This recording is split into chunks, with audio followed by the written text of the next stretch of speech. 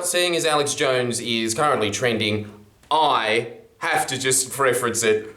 I mean, this is time for some inside baseball, folks. And it really is time for inside baseball. As you can see, this is an emergency broadcast. This makes Krusty's emergency broadcast look like it's high budget. If you like this, by the way, you can check out Jordan Shakes, because it's just an entire channel of his.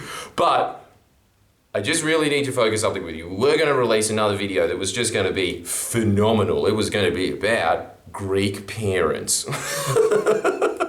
So that would have been, so you missed out, you really missed out with this one. So now we're going to be talking about something that's even more esoteric than that, the Queensland election. And not even just a snapshot of it, just the raw demographics of how it's breaking down in the campaign. Because I was talking to a couple of strategists about it, and they had some scary insights for me that I think I need to share with you before you go to the polls. There's three outcomes for this election because it's just on a knife's edge. It's looking like in the polls that there is, a little 52-48 up for the Queensland, but I personally think that's just a conspiracy theory. I think that, because the polls, I think it might be different now, but they used to be all over Rupert Murdoch. Usually Rupert Murdoch has a habit of just selling it over to somebody who is just Rupert Murdoch, who just doesn't sound like he was born in 1910. And so they've given it to somebody else, but it'd still be in that same realm. I think that the strategy is that they figured out that if you just put up the pro-Labor party up just a bit, saying like, yeah, they're going to win it this time, that really excites their base to go out and be rabid about it. No, I don't want corporations to pay tax over my dead body, cunts. I think that's the strategy anyway. It also could just be that it is overall 52-48, but it's just like the same thing in the American elections. Oh God, I hate talking about polls, but here we go. In the American elections, obviously it looks like Joe Biden is up phenomenally, but that is because they're just doing large polls of America as a whole, and obviously most people live in New York and LA, but that's not where all the votes are. It's kind of the same thing that's happening in Queensland. It was the same thing that was happening throughout the Joh Bjelke-Petersen dictatorship. Everybody in Brisbane, everybody in the metropolitan areas of Queensland hated his guts, but people out in rural Queensland looked at him and went, yeah, well, there's a portrait of him in the RSL, so I don't really have a choice, do I? That's why he stayed in for so long. That, and, cheated. But in this instance, that little buffer that you think is there, when the internal polling goes through, it looks like, no, actually, the seats that they need to win are falling away. And this is part of a deliberate strategy that Rupert Murdoch has been implementing. I think that you need to understand this about the Murdoch press and how they work with the Liberal Party. They have this planned out a year in advance. So all of the stories that you're seeing now, they're all following a narrative. That's how the manufacturing consent model works. But it's just been so perfected at this point. The Libs talk to the Murdoch press on a daily basis, first off. But they also have this huge whiteboard where they sit there and say, okay, so should we drop the China's coming to invade us line in July? No, that feels more August, like nice and wintry. I like the fact that they all wear puffy scarves over there. That's what I'm thinking right now. That's in this season. So they do that. And so obviously the press is constantly following a narrative that is preset. That's how that works. Now, he's been planning that out since the beginning. That's why there was that big push for Adani straight after the federal election, and so they were forcing Queensland Labor to cede ground on it because they just went boom and hit them with that while they were weak, while they knew that because people had just voted for the Liberal Party, they're going to be justifying in their minds that, oh, and here's another reason I hate Labor. Whatever the press said, that's the reason that I thought of. So that's all happening. But, sorry, that was all just a massive sidetrack to this main point. The Murdoch press, all of a sudden, you know how much they hate the Greens, you know how much they hate Clive Palmer. Well, wouldn't you know, there's been a little coordinated strategy that is very observable that in North Queensland, they've been running all of this pro-Clive Palmer press, and in Southern Queensland, they're giving the Greens a free run. Every press release they give to the Murdoch press, boom, there you go. Oh, you've got another thing as well? Yep, save the whales, why not? Gender pronouns? Well, I mean, this is the Murdoch press, isn't it? We've always believed exactly what Junkie thought, and so they just keep giving them this great positive limelight. Now, obviously, like with all of these things, there's going to be counterexamples, and the people that are extremely pro-Greens now are just going to sit there and say, like, look at that, freak out and show everybody the counterexamples of it. Yes, that's true, but we're talking about the overarching strategy here. And I'm not giving you a value judgment of the Greens. I'm giving you a value judgment of Clive Palmer, though, by the way. But I'm just saying that this is part of Murdoch's strategy. Just think about it. Why would Rupert Murdoch be currently giving the Greens a free run in the press? It's because they understand this point. In their mind, this is how they're going to play this out. They think that they can reduce Labor's paper-thin majority at the worst case scenario, which, I mean, you can't get blood out of a stone. They have 2-seat majority in Queensland, barely. But maybe that'll happen. It doesn't look like they'll be gaining seats, which is insane, because I think Anastasia Palaszczuk has something close to an 80% approval rating, or she did at some point anyway. Usually in that scenario, you would be increasing your majority a little bit, but this is how much of a clinch hold the Murdoch press has on Queensland's press. So, in order to reduce that, because they know that Deb Frecklington is, I don't know, I think about as popular as a shoe that's infested with chlamydia, that nobody seems to like it, so they're not working on that. What they can do, though, is deviate enough to the minor parties to, one, either force them into a minority government, or two, just scrape out a victory for the LNP. Both of those scenarios are looking just as likely as Labor Party maintaining its majority, which is, again, like a reduced majority on an extremely slim majority.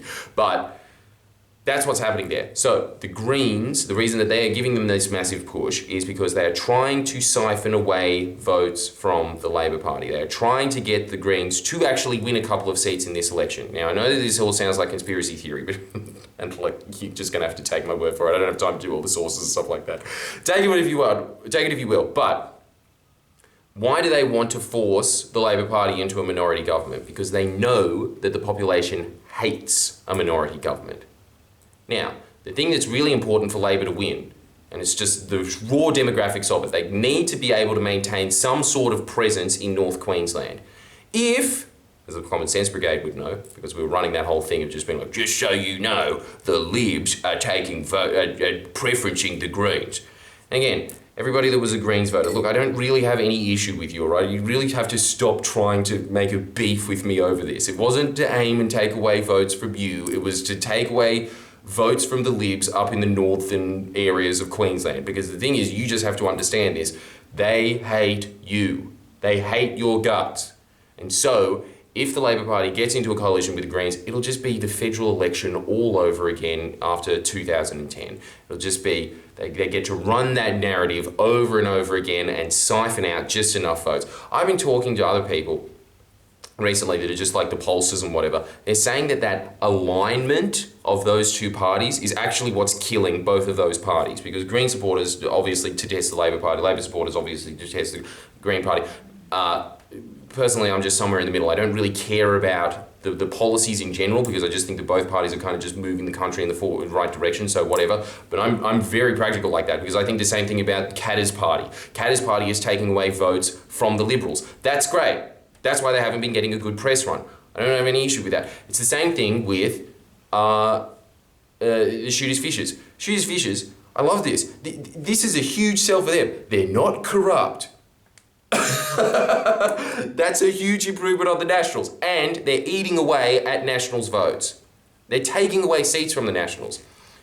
The big aim here is to try and get the Greens to win a couple of seats so that they're forced into a minority government, because especially in Queensland, think about how they voted in the last federal election.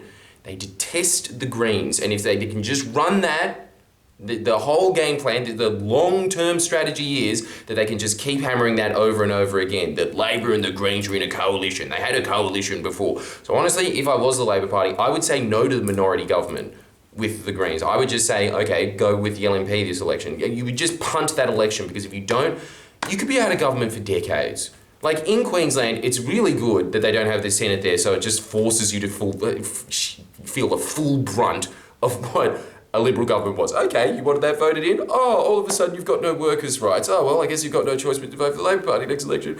That happens, but also because they just have a universal, down the line, Murdoch-run press, they're able to get a party that is pretty much just the Taliban of Australian politics to almost win every election. That's a huge accomplishment. If you're in Queensland, you know how extreme the LNP are. Their leader may as well just be sitting there being like, Allah number one. They're the same people. They are the same. Why aren't they doing all their press releases in caves? So, if the Labor Party does take that, they're fucked for the next election. So this is what I am just trying to convey to you at the moment. This has nothing to do with policy at this point. This is just the pure electoral strategy of the Murdoch press. That is their aim. Their aim, all of a sudden, huge enemies of Clive Palmer in the federal election, massive enemies of Clive Palmer before in every previous election. Murdoch hated Clive Palmer. All of a sudden, the United Australia Party's getting a bit of a listen in, aren't they? Oh, what's that all about? This is just pure electoral math.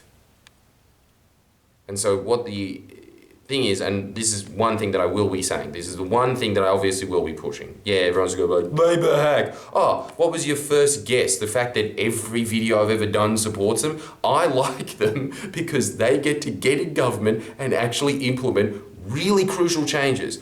The most crucial changes of the Queensland, I need to remind you of this again.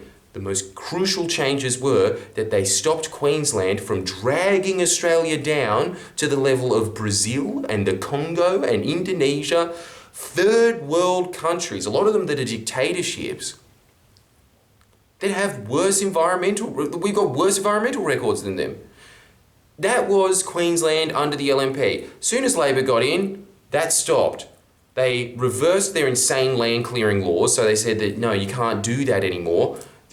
Land clearing has leveled out. As a result of that, actually, trees in Queensland are becoming a carbon sink again. So they are, when you cut down enough trees, you're just destroying the land around it, and also the soil stops sucking in the carbon, the trees stop sucking in the carbon, and so those places, so after a while, like forest areas start actually emitting more carbon emissions and they start sucking in. And as a result of what Queensland is doing, it's back on that trajectory again. That's just, by the way, what happens every time a Labor government is elected. Forests become a carbon sink, so you don't have to worry about that sector of it. It's just transport and electricity, which again they have plans for. The Queensland Labor government, I think that they were the ones that, they were the first ones to implement an electric vehicle policy that I think Victoria might have copied. It might have been the other way around. I'll have to double check that. But the other thing as well is the 50% renewable energy target. You can say goodbye to that. The Labor Party is doing everything it can in its power in a state that is that pro-coal to get you there. Now, all the people that are saying, what about the mines? Yeah, they're setting up more copper and zinc mines. They're setting up the mines that aren't as like carbon intensive, so you can greatly reduce that. This is all part of this wider strategy. That is why you need the Labor Party in power, because they are able to see reality for what it is, and they are able to stay in government long enough to implement those plans so that you have things like a target for 2030 of reducing emissions in Queensland. If you have that in Queensland, New South Wales, Victoria running, I mean, at that point, it really doesn't matter what the federal government does. I mean, it'd help if they had like a climate policy, but that's where a lot of the power is, in the states. So it's really important that Anastasia Palaszczuk slides back into government. What's most crucial, and I know that I've been talking about her a lot, and it is because there is a reason that she is the primary target of the Murdoch press. Even to this day, that she's like a backbencher now, Jackie Trad. Jackie Trad, first of all, scares the shit out of the Liberals. In Parliament, there's a big reason they want her out, frankly, because it's personal, because she's just so good at drilling them that they're kind of scared of her, and so they just don't want that presence in Parliament anymore. That's the first part. The second part is that she's got that she's got that marginal seat that the Murdoch press thinks that they can take off her. You want Jackie Trad in Parliament. Jackie Trad was the one that has implemented all of the mining reform that the Queensland government has implemented. That's the first point. So all of these, and the mining policies and all that stuff, she was crucial in pushing all of those things forward. And when it comes to the climate change policies, that she's been pushing all of them, stopping all of the insane land clearing, upping the environmental defence budget. She's been there, front and centre, pushing for that. Why would you want to replace her? Why would you want to replace one of the most effective parliamentarians you have with a Greens candidate? And if that Greens candidate gets in, they're just going to fuck the election in the next run. It's going to be 2010 all over again, but worse, because you're not all of Australia. You're the one that brought us down so that we had another term of the Libs. They'll do it. They're crazy like that. So I'm just saying, if you are in one of those seats, there's two things that you really need to do. First off, if you are in like Jackie Trad's seat or something like that, can you drop a couple of flyers for us? Go to the Common Sense Brigade. There's a bunch of flyers there that you can just print out, just mail them out. Do that. Start spreading the memes around. And if you have parents that are the ones that have been like, I tell you what, Labor's just too far. I mean, what's this protecting us from COVID? I wanted to be part of that party. If they are those people, just tell them, okay, but can you preference Labor second? And then obviously just use the thing of like, oh, you know, if minor parties get in, that'd just be a free-for-all, wouldn't it? That'd just be so loony. So just tell them, if they're just hard dead set on hating the Labor Party, just try and get them to the second preference, because this is what it's going to come down to. It's a preference election. That's just the unfortunate reality of Murdoch controlling the narrative in that state. So that's my advice to you. Anyway, like the video, because I know that this video is going to get a lot of dislikes, but I just need to get that off my conscience.